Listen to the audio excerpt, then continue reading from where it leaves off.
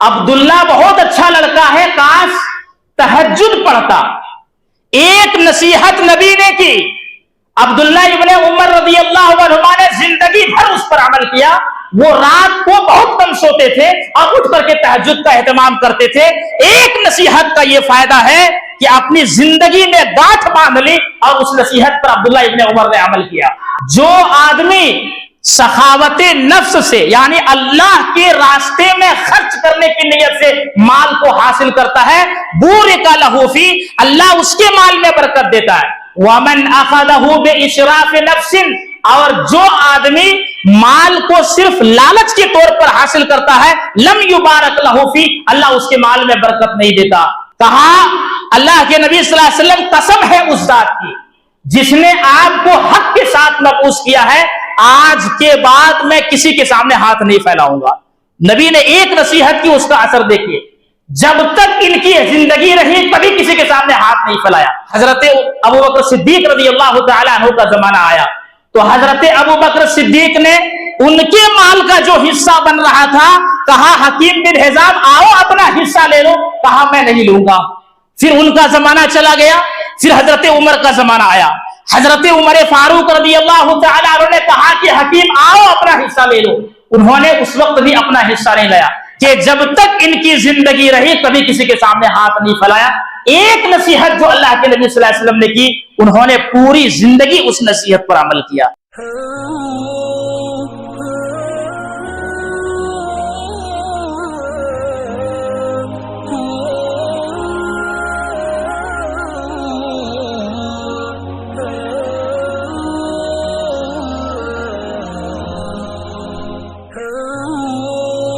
آج کے اس درس کا ہمارا ٹاپک ہے تذکیر القرآن، جس کا مطلب ہوتا ہے قرآن کی نصیحت۔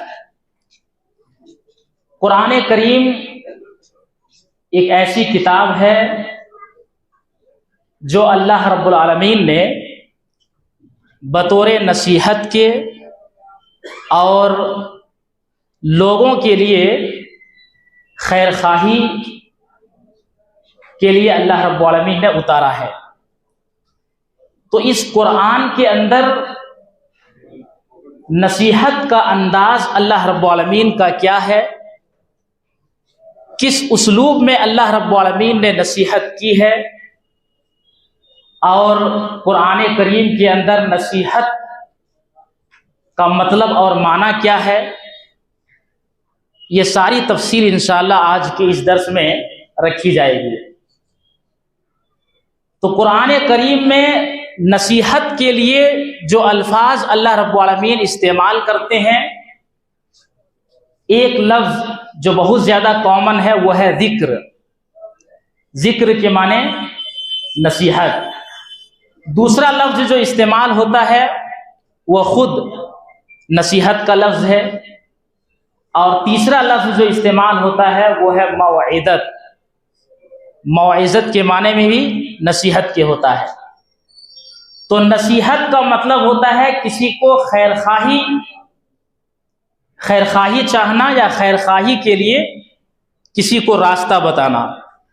جب ہم اور آپ کسی کو نصیحت کرتے ہیں تو اس کا مطلب ہے کہ آپ اس کے لیے خیر چاہ رہے ہیں، اس کے لیے بھلائی چاہ رہے ہیں۔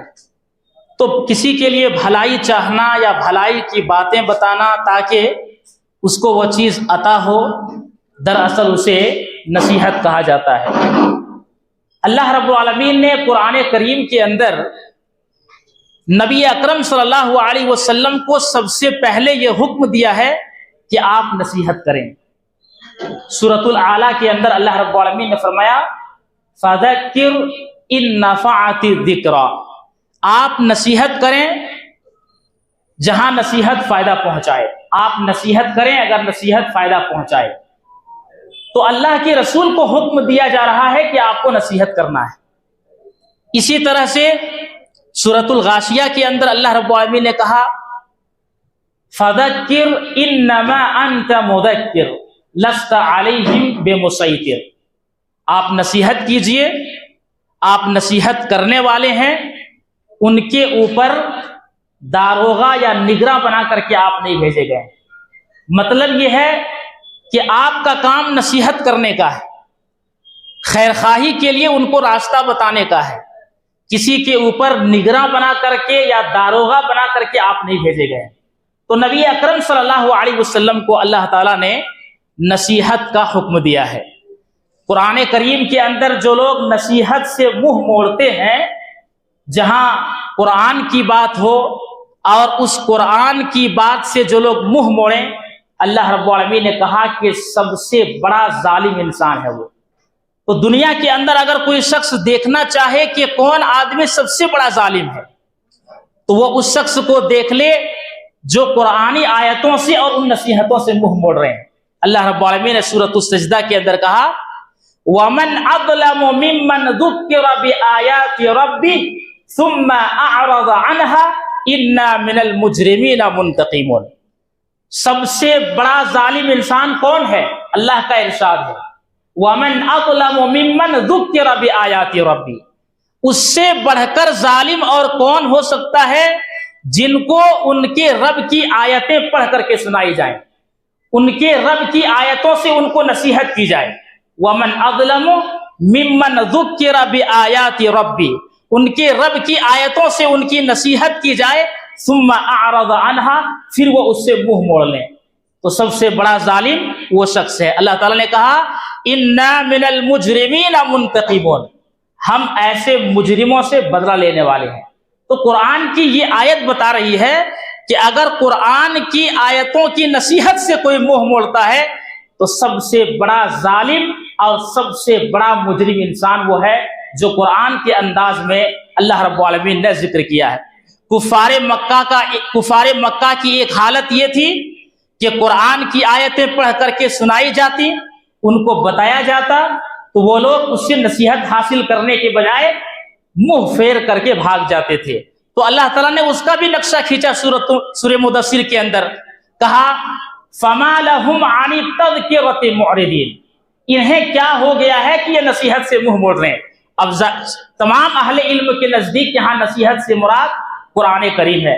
तो कुरान उतर रहा है और मुशरिकीन उससे नसीहत हासिल करने के बजाय, हक को कबूल करने के बजाय, तौहीद पर आने के बजाय, शिर्क से बचने के बजाय या कुफ्र से बचने के बजाय क्या कर रहे हैं? इस कुरान की मुखालिफत कर रहे हैं और उससे मुंह मोड़ रहे हैं। तो अल्लाह ने कहा कि फमा लहुम आनि तज़किरति मुअरिदीन, इन्हें क्या हो गया है कि ये नसीहत से मुंह मोड़ रहे हैं।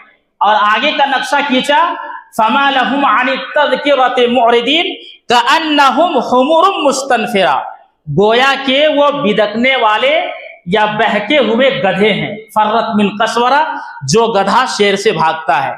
जंगली शेर को देख करके भागे हुए बहके हुए गधा जिस तरह तेजी से भागता है, वैसे इन मुशरिकीन और कुफार का हाल है कि कुरान की नसीहत की जाती है लेकिन कुरान की नसीहत से वो मुंह मोड़ लेते हैं। तो पता ये चला कि अगर कोई शख्स कुरान की नसीहतों से मुंह मोड़ता है तो अल्लाह रब्बुल आलमीन ने ऐसे लोगों के लिए सख्त वईद बयान फरमाई है। तो आज भी हम अपने मुस्लिम मुआशरे के अंदर देखते हैं तो पता ये चलता है कि कुरान समझने और समझाने के बजाय लोगों ने बस उसे एक बरकत की किताब समझ लिया है। और अगर उनको इस कुरान की तरफ दावत दी जाए, आओ भाई कुरान को समझो, आओ भाई कुरानी आयात को पढ़ो, उसको समझो, उस पर गौर करो, इस पर तदब्बुर करो, अल्लाह तुम्हें कुछ नसीहत करना चाहता है, अल्लाह तुम्हारे ऊपर कोई अहकाम को नाजिल करना चाहता है, अल्लाह रब्बुल आलमीन तुम्हें कुछ देना चाहता है तुम्हारी भलाई के लिए, तुम्हारी नसीहत के लिए, तुम्हारी खैरखाही के लिए, तो लोग वैसे ही बिदकते हैं जैसे एक बहका हुआ गधा बिदकता है, जैसे वो शेर से भाग रहा हो, जैसे अल्लाह रब्बुल आलमीन ने कुफार और मुशरिकीन के ताल्लुक से नक्शा खींचा। तो हमें और आपको किसी भी सूरत में कुरान जैसे अल्लाह ताला की किताब है और ये नसीहत की किताब है, इसमें नसीहत की गई है, हमें उन नसीहतों को लेना है और उस पर अमल करना है। डरना चाहिए कि कहीं किसी एक आयत की मुखालिफत हमसे ना हो जाए, या जो नसीहत की किताब है कहीं हमारी अमली जिंदगी से हमारी जिंदगी में कोई ऐसा मोड़ आए जिससे हम इस वईद में शामिल हो जाएं, जिस वईद को अल्लाह रब्बुल आलमीन ने कुफार और मुशरिकीन के लिए बयान किया है। अब सवाल ये पैदा होता है कि कुरान से नसीहत हासिल कौन करेगा? یا نصیحت کس کو فائدہ پہنچائے گی؟ تو قرآن نے خود اس کا جواب دیا ہے۔ اللہ تعالیٰ نے کہا وَذَكِّرْ فَإِنَّ الذِّكْرَىٰ تَنفَعُ الْمُؤْمِنِينَ۔ ایک ہی بات اللہ رب العالمین کی ہے کہ آپ نصیحت کریں، نصیحت مومنوں کو فائدہ پہنچائے گی۔ جن کے دل کے اندر ایمان ہو، جن کے دل کے اندر توحید ہو، جن کے دل کے اندر اللہ کی تعظیم ہو، جن کے دل کے اندر اللہ کا احترام ہو، وہ یہ سمجھ رہا ہو کہ یہ اللہ کی طرف سے نازل کردہ کتاب ہے، اس میں احکامات ہیں، ہمارے لیے یہ کتاب نازل ہوئی ہے، تو جن کے دلوں کے اندر ایمان بسا ہوا ہو وہی اس سے نصیحت حاصل کر سکتا ہے۔ باقی جن کے دلوں کے اندر کجی ہو، جن کے دلوں کے اندر ٹیڑھا پن ہو، یا منافقوں والی جیسی صفت ان کے اندر پیدا ہو گئی ہو، تو یاد رکھیے وہ اس قرآن سے کبھی بھی نصیحت حاصل نہیں کر سکتے۔ تو اللہ تعالیٰ نے مومنوں کو کنڈیشن لگا دیا کہ اس کتاب سے نصیحت وہی حاصل کرے گا جو اہل ایمان ہوگا۔ وَذَكِّرْ، آپ نصیحت کیجئے، فَإِنَّ الذِّكْرَىٰ تَنفَعُ الْمُؤْمِنِينَ، نصیحت مومنوں کو فائدہ پہنچائے گی۔ تو نصیحت مومنوں کو فائدہ پہنچاتی ہے۔ اب سوال یہ پیدا ہوتا ہے کہ اس میں غور و فکر کر کے نصیحت چننے والا کون ہے؟ اللہ نے اس کا بھی جواب دیا ہے کہ وَمَا يَذَّكَّرُ إِلَّا أُولُو الْأَلْبَابِ، اس قرآن سے وہی نصیحت لے سکتا ہے، حاصل کر سکتا ہے جو عقل والا ہو، جو گودے والا ہو، جو سمجھنے والا ہو، جو تدبر کرنے والا ہو۔ جو تدبر کرے گا، سمجھے گا، وہ وہی سے نصیحت حاصل کر سکتا ہے۔ جگہ جگہ پہ اللہ رب العالمین نے اولو الالباب، اولو الالباب، اولو الالباب، بے شمار جگہوں پر اللہ رب العالمین نے کہا۔ تو لب کے معنی گودے اور عقل کے ہوتا ہے، اولو الالباب کے معنی وہ لوگ جن کے اندر سمجھداری ہو، فہم ہو، انڈرسٹینڈنگ ہو، وہ قرآن سے کچھ حاصل کرنا چاہتا ہو، کچھ لینا چاہتا ہو، تو کسی بھی اعتبار سے ان کو نصیحت کی جائے۔ اللہ نے کہا وَمَا يَذَّكَّرُ إِلَّا أُولُو الْأَلْبَابِ وَمَا يَذَّكَّرُ إِلَّا أُولُو الْأَلْبَابِ، جو گودے والے ہیں، جو عقل والے ہیں، فہم و شعور رکھنے والے ہیں، وہی اس سے نصیحت حاصل کر سکتا ہے۔ قرآن کریم کے اندر اگر دیکھیں تو نصیحت کے انداز میں اگر آپ قرآن کو پڑھیں تو پتہ یہ چلے گا کہ سب سے پہلی چیز جو ہمارے سامنے آتی ہے کہ یہ قرآن خود نصیحت کی کتاب ہے۔ جیسے اللہ رب العالمین نے ایک جگہ کہا یا ایھا الناس قد جاءتکم موعظۃ من ربکم وشفاء لما فی الصدور، اے لوگو تمہارے پاس ایک ایسی کتاب آ چکی ہے جس میں نصیحت ہے اور دلوں کے لیے شفا ہے۔ تو کتنی پیاری بات اللہ تعالیٰ نے بیان فرمائی کہ یہ کتاب نصیحت بھی ہے اور دلوں کے لیے شفا ہے۔ اب دلوں کے لیے شفا کیا ہے؟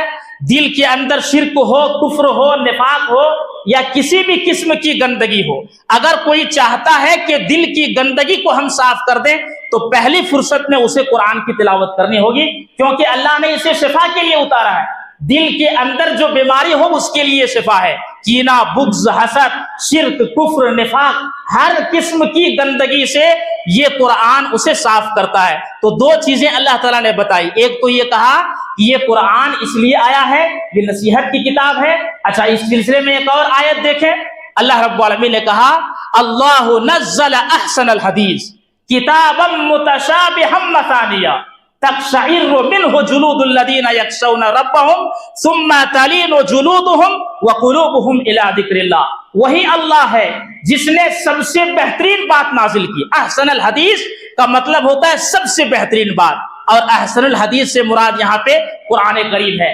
تو اللہ تعالیٰ نے سب سے بہترین بات اتار دی ہے، ایک ایسی کتاب، کتاب متشابہہ، جس کے مضامین ملتے جلتے ہیں، اور اللہ نے کہا مثانی، یہ اس کے مضامین دہرائے جاتے ہیں، اور پھر کہا کہ اس کتاب کی تاثیر یہ ہے کہ تقشعر منہ جلود الذین یخشون ربہم، جو اپنے رب سے ڈرتے ہیں ان کے رونگٹے کھڑے ہو جاتے ہیں اس کتاب کو پڑھ کر کے۔ اگر آج کے مسلمانوں کو پوچھا جائے کتنے دفعہ آپ کی زندگی میں ایسا وقت آیا ہے کہ آپ نے قرآن کو کھولا ہو، اس کی آیتوں پر غور کیا ہو اور آپ کے رونگٹے کھڑے ہو گئے ہوں، یا آپ کے دل میں ہلچل مچ گئی ہو، آپ کے رونگٹے کھڑے ہو گئے ہوں، آپ کی آنکھیں ٹپٹپا گئی ہوں؟ ایسا بہت کم انسان کی زندگی میں آتا ہے، کیونکہ کوئی شخص اسی حساب سے اس قرآن کو سمجھنا ہی نہیں چاہتا، جبکہ اس میں تاثیر اتنی رکھی گئی ہے، کہا کہ جو اپنے رب سے ڈرتے ہیں ان کے رونگٹے کھڑے ہو جاتے ہیں، اور پھر آگے کہا ثم تلین جلودہم وقلوبہم الی ذکر اللہ، پھر ان کے جسم اور ان کے ذکر اللہ کی طرف نرم ہو جاتے ہیں۔ تو قرآن کی اتنی بڑی تاثیر ہے، جو موعظت ہے، نصیحت کی کتاب ہے، سب سے پہلی چیز جس کو قرآن نے بیان کیا ہے۔ دوسری چیز، دنیا کے سب سے بڑے خیر خواہ، جیسا کہ میں نے کہا کہ نصیحت کے معنی خیر خواہ کے ہوتا ہے، خیر خواہی چاہنا، خیر کی طرف بلانا اور کسی کو خیر کی راستے کی طرف گامزن کرنا۔ تو سب سے بڑی جماعت اس دنیا کے اندر جو آئی ہے، جو لوگوں سے خیر چاہی ہے، وہ جماعت انبیاء علیہ السلام کی جماعت ہے۔ اس لیے انبیاء نے لوگوں کو نصیحت کی ہے، اس کا بھی نقشہ اللہ تعالیٰ نے قرآن کریم کے اندر کھینچا ہے۔ اللہ رب العالمین نے حضرت نوح علیہ السلام کے تعلق سے کہا کہ حضرت نوح علیہ السلام نے اپنی قوم کے لوگوں کو دعوت دی، اور آپ کو پتا ہے کتنے سال تک آپ کی دعوت چلی ہے؟ کون بتائیں گے؟ 1000 سال؟ ساڑھے آدم اور نوح کے درمیان کتنا فاصلہ ہے؟ ہاں، اس سے پہلے کوئی شرک والے تھے نہیں تھے، اسی لیے جو تبلیغ کا مشن شروع ہوا وہ حضرت نوح علیہ السلام کے زمانے سے۔ تو پتہ یہ چلا کہ 950 سال ان کی عمر کتنی رہی ہوگی؟ بھائی 950 سال 1 سال یا 2 سال کی بات نہیں ہے، 950 سال محنت کی جا رہی ہے، اور ایمان لانے والے انگلیوں میں گنتی کے چند لوگ ہیں جنہوں نے ایمان لایا ہے۔ بتائیے، اسی لیے کہتے ہیں کہ ایک داعی کو جو دعوت کا کام کر رہا ہو کبھی بھی اپنے دل کو چھوٹا نہیں کرنا چاہیے، کیونکہ انبیاء کی مثال ان کے سامنے۔ کوئی کہے گا 4 سال سے محنت کر رہا ہوں، 5 سال سے محنت کر رہا ہوں، 10 سال سے محنت کر رہا ہوں، گھر والوں پر محنت کر رہا ہوں، رشتہ داروں پر محنت کر رہا ہوں، کچھ اثر نہیں ہو رہا۔ بھائی آپ کا کام نصیحت کرنا ہے، دعوت کا کام کرنا ہے۔ جب اللہ چاہے گا اسے توفیق دے گا، اللہ چاہے گا اسے ہدایت دے گا، لہٰذا ہمیں گھبرانے کی ضرورت نہیں۔ تو نوح علیہ السلام نے دیکھا کہ میری قوم کو اتنی ساری نصیحتیں کی جا رہی ہیں، اخیر میں کہا کہ ابلغکم رسالات ربی، کہا کہ لوگوں میں میرے رب کی طرف سے پیغامات تمہیں پہنچا رہا ہوں اور تمہارے لیے نصیحت کرنے والا ہوں۔ تو حضرت نوح علیہ السلام نے نصیحت کی، پھر حضرت ہود علیہ السلام نے اسی بات کو کہا کہ ابلغکم رسالات ربی، لوگوں میں اپنے رب کے پیغام کو تمہیں پہنچا رہا ہوں، پہنچانے والا ہوں۔ اور اس کے بعد کہا کہ وَأَنَا لَكُمْ نَاصِحٌ أَمِينٌ، میں تمہارے لیے امانت دار، خیر خواہ ہوں اور نصیحت کرنے والا ہوں۔ تو پتہ یہ چلا کہ یہ انبیاء کا مشن ہے نصیحت کرنا۔ لیکن ایک بات اور یاد رکھیے، شیطان بھی نصیحت کرتا ہے۔ آپ اس بات کو مانتے ہیں یا نہیں مانتے ہیں؟ شیطان بھی نصیحت کرتا ہے، مانتے ہیں اس بات کو؟ کون کون مانتے ہیں؟ ذرا ہاتھ اٹھائیے، ہاتھ اٹھائیے، کون کون مانتے ہیں کہ شیطان بھی نصیحت کرتا ہے؟ آپ مانتے ہیں، آپ بھی مانتے ہیں، آپ بھی مانتے ہیں، آپ بھی مانتے ہیں۔ لا کلام الا بالدلیل، ہر کلام کی، ہر بات کی دلیل ہوتی ہے۔ اب آپ لوگ دلیل پیش کریں جو بھی آپ کے ذہن میں ہے۔ وہ بھی نصیحت کرتا ہے؟ ہاں، آیت الکرسی کی ایک بات آپ کی آئی، اور کوئی دوسرے ذہن میں؟ شیطان بھی، جنہوں نے کہا کہ شیطان بھی نصیحت کرتا ہے، صحیح بات ہے، شیطان بھی نصیحت کرتا ہے، لیکن شیطان کی جو نصیحت ہے وہ شر والی ہے یا خیر والی؟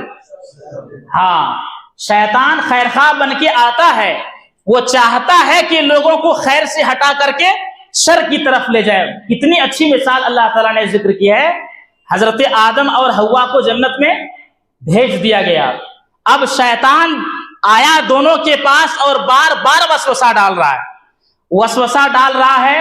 سورہ اعراف کے اندر اللہ نے ذکر کیا، کہا کہ اللہ نے تمہیں اس درخت سے اس لیے روکا ہے، اگر آپ چکھ لیں گے تو فرشتوں میں شامل ہو جائیں گے۔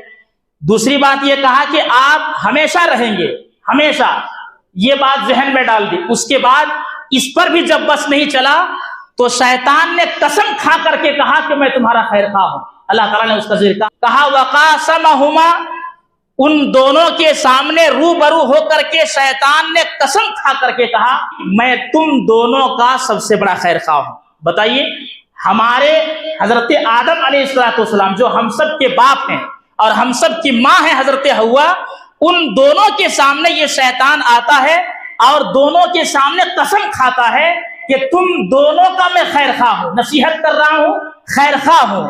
اب یہ ہے کہ اس کے چکر میں آ کر کے جا کر کے اس درخت کے قریب چلے گئے، تو آپ نے دیکھا کہ شیطان آیا اس لیے ایک خیر خواہ بن کر کے۔ اسی لیے میرے اسلامی بھائیوں، شیطان آئے گا آپ کے پاس، وہ کہے گا میں تمہارا خیر خواہ ہوں۔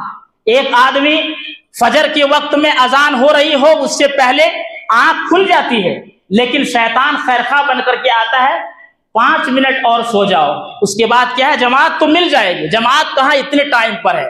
اس کے بعد پھر وہ ایسا سوتا ہے، نہ جماعت ملتی ہے، پتہ یہ چلا کہ جو وقت تھا وہ وقت بھی گیا، اور اس کے بعد جب سورج نکلا تو اس کے بعد اس کی آنکھ کھلتی ہے۔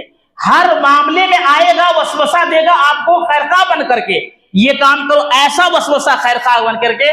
ہمیں اور آپ کو اس شیطان سے بچنا ہے جو ہمارے پاس خیر خواہ بن کر کے آتا ہے۔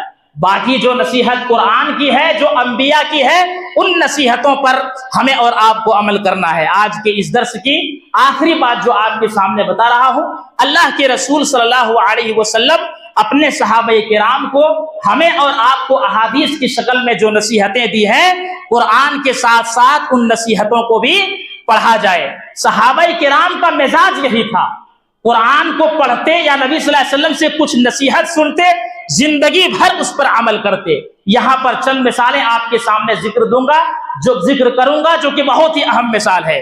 سب سے پہلی مثال حضرت عبداللہ ابن عمر رضی اللہ عنہما کی، صحیح بخاری کی روایت ہے۔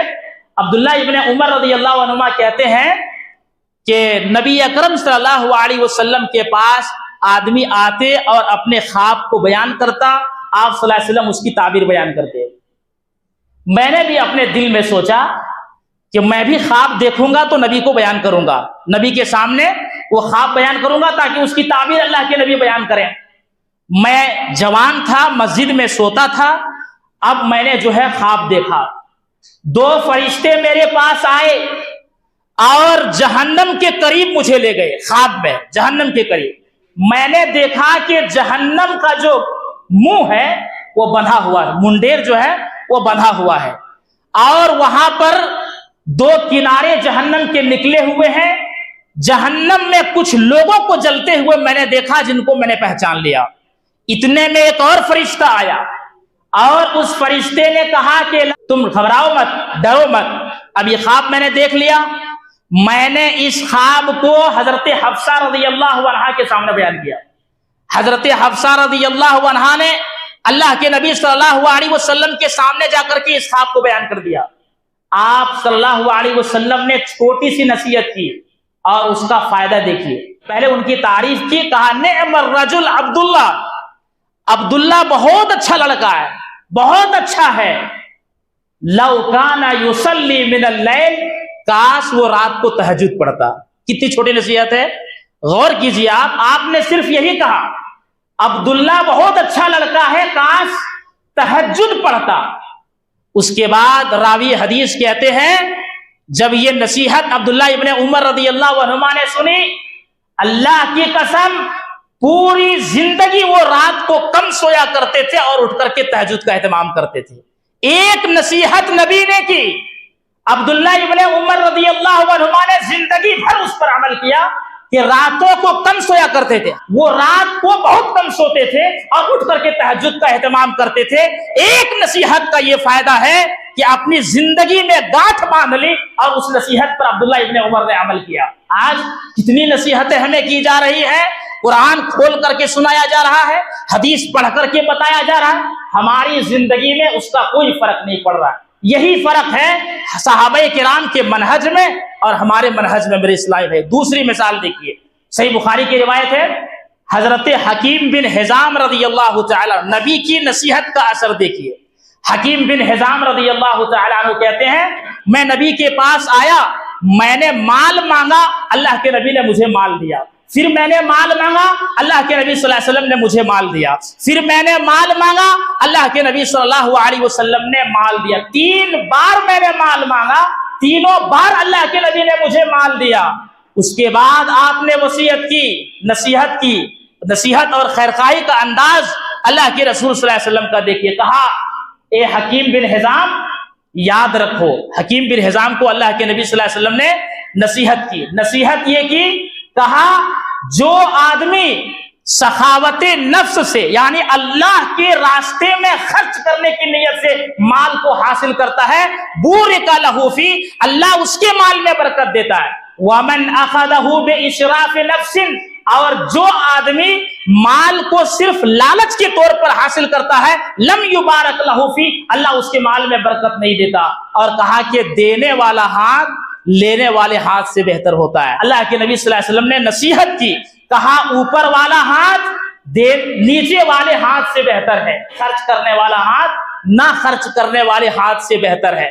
اب دیکھیے انہوں نے نبی کو خطاب کرتے ہوئے کہا اللہ کے نبی صلی اللہ علیہ وسلم قسم ہے اس ذات کی جس نے آپ کو حق کے ساتھ مبعوث کیا ہے، آج کے بعد میں کسی کے سامنے ہاتھ نہیں پھیلاؤں گا۔ نبی نے ایک نصیحت کی، اس کا اثر دیکھیے، جب تک ان کی زندگی رہی کبھی کسی کے سامنے ہاتھ نہیں پھیلایا۔ صحیح بخاری کی روایت آپ کے سامنے پڑھ کر کے بتایا جا رہا ہے، حضرت ابو بکر صدیق رضی اللہ تعالی عنہ کا زمانہ آیا تو حضرت ابو بکر صدیق نے ان کے مال کا جو حصہ بن رہا تھا، کہا حکیم بن حزام آؤ اپنا حصہ لے لو، کہا میں نہیں لوں گا۔ پھر ان کا زمانہ چلا گیا، پھر حضرت عمر کا زمانہ آیا، حضرت عمر فاروق رضی اللہ تعالی عنہ نے کہا کہ حکیم آؤ اپنا حصہ لے لو، انہوں نے اس وقت بھی اپنا حصہ نہیں لیا۔ حدیث کے الفاظ ہیں کہ جب تک ان کی زندگی رہی کبھی کسی کے سامنے ہاتھ نہیں پھیلایا۔ ایک نصیحت جو اللہ کے نبی صلی اللہ علیہ وسلم نے کی، انہوں نے پوری زندگی اس نصیحت پر عمل کیا۔ تو پتہ یہ چلا کہ قرآن اللہ رب العالمین نے اس لیے نازل کیا ہے، یہ نصیحت کی کتاب ہے۔ میرے اسلامی بھائیو، آپ کے سامنے جتنی ساری باتیں رکھی گئی ہیں، ایک تو نصیحت کہتے کس کو ہیں، اس کے بعد آپ کے سامنے یہ بتائی گئی کہ قرآن میں اللہ نے نصیحت کا حکم دیا اللہ کے نبی صلی اللہ علیہ وسلم کو۔ تیسری بات یہ بتائی گئی کہ قرآن کریم کے اندر نصیحت کون حاصل کرے گا، ایک ایمان والا حاصل کرے گا اور ایک سمجھنے والا اس سے نصیحت حاصل کرے گا۔ دو آدمی کا تذکرہ کیا گیا۔